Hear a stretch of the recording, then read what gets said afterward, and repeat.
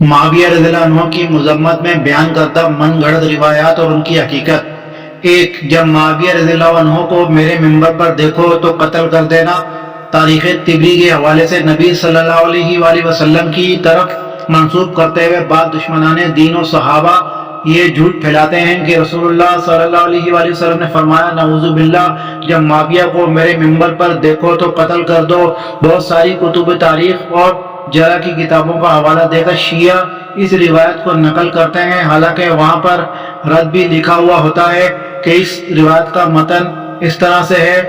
حدیث کی عربی آپ کے سامنے لکھی ہے، ملاحظہ فرما لیجیے۔ ترجمہ: رسول اللہ صلی اللہ علیہ وآلہ وسلم کا فرمان ہے جب معاویہ رضی اللہ عنہ کو میرے منبر پر دیکھو تو اسے قتل کر دینا۔ تاریخ الطبری وغیرہ جلد نمبر 10 صفحہ نمبر 58۔ علماء و محدثین متفق ہیں کہ یہ روایت کسی بدبخت دشمن دین نے بنائی ہے۔ ہم اس روایت کے بارے میں محدثین و محققین کا حکم پیش کرتے ہیں۔ ایک محدث ایوب السختیانی رحمۃ اللہ علیہ سے اس روایت کے بارے میں پوچھا گیا، عربی آپ کے سامنے لکھی ہوئی، ملاحظہ فرما لیجیے۔ السختیانی رحمۃ اللہ علیہ نے فرمایا اس روایت میں موجود راوی عمر نے جھوٹ بولا ہے۔ ذکر ابن عدی فی الکامل 4/11۔ دو، محدث امام العقیلی رحمۃ اللہ علیہ اس روایت پر تبصرہ کرتے ہیں، عربی آپ کے سامنے لکھی ہوئی ہے، ملاحظہ فرما لیجیے۔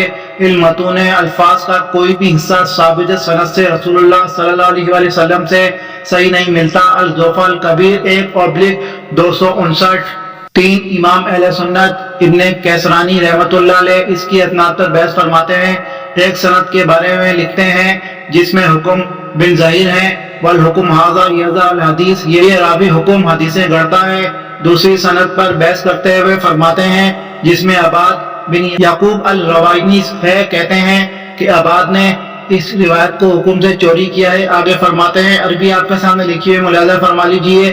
یہ راوی عباد غالی روافض میں سے تھا اور مشاہیر سے منکر روایات پیش کرتا تھا، لہذا وہ ترک کا مستحق ہے۔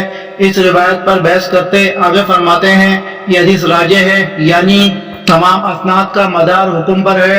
وہو کذاب، وہ انتہائی درجے کا جھوٹا راوی تھا۔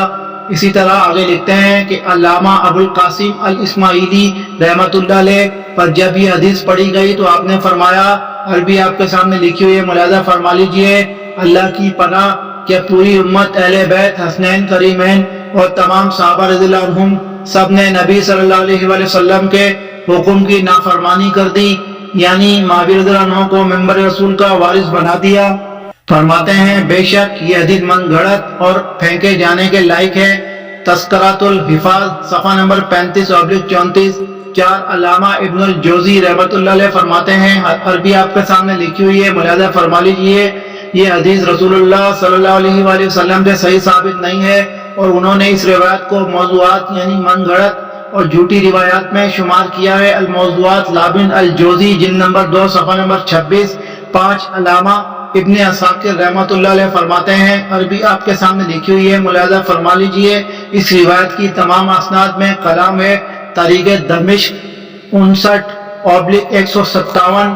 چھ، شیخ الاسلام محدث ابو العباس ابن تیمیہ رحمۃ اللہ علیہ فرماتے ہیں، عربی آپ کے سامنے لکھی ہوئی ہے، ملاحظہ فرما لیجیے۔ یہ حدیث معتبر کتب اسلام کے اندر موجود نہیں، حفاظ حدیث کے ہاں یہ جھوٹ ہے اور ابن جوزی رحمۃ اللہ علیہ نے اسے موضوعات میں ذکر کیا ہے۔ منہاج السنہ النبویہ 2/259۔ سات، علامہ حافظ ابن کثیر رحمۃ اللہ علیہ اس پر تفصیلی بحث فرماتے ہیں اور لکھتے ہیں وَهَذَا الْحَدِيثِ كَذَبٌ بِلَا شَكٍّ، یہ حدیث جھوٹ ہے بغیر کسی شک کے۔ البدایہ والنہایہ 8/141۔ آٹھ، علامہ مورخ ترمری رحمۃ اللہ علیہ فرماتے ہیں، اس روایت کو ذکر کرنے کے بعد فرماتے ہیں اس میں مجالد ضعیف راوی ہے۔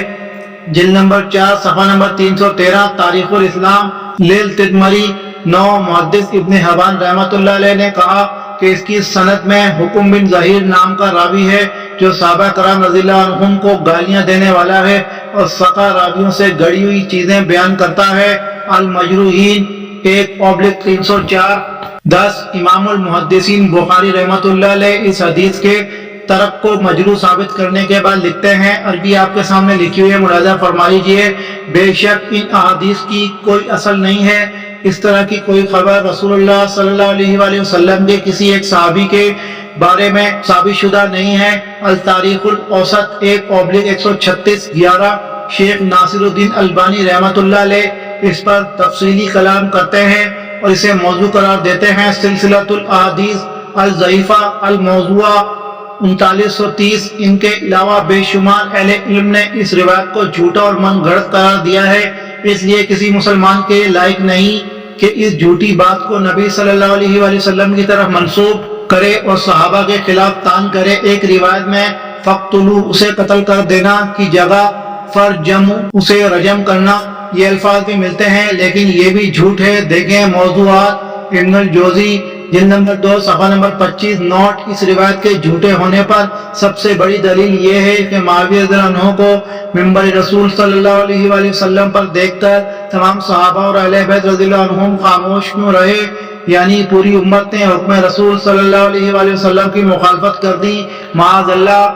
اور یہ بات ناممکن ہے۔ 2 معاویہ عمر رضی اللہ عنہما کے لیے فتنہ اور عذاب کی بددعا۔ دشمنان دین موضوع روایات پیش کرتے ہیں، عربی آپ کے سامنے لکھی ہوئی ہے۔ ابن عباس رضی اللہ عنہما سے روایت ہے کہ نبی علیہ السلام نے 2 شخصوں کا آواز سنا اور وہ گا رہے تھے۔ آپ علیہ السلام نے ان کے بارے میں پوچھا تو کہا گیا یہ معاویہ اور عمر بن عاص رضی اللہ عنہما ہیں۔ پھر نبی علیہ السلام نے کہا اے اللہ انہیں فتنے میں مبتلا کرنا اور انہیں جہنم کی طرف سخت دھکیلنا۔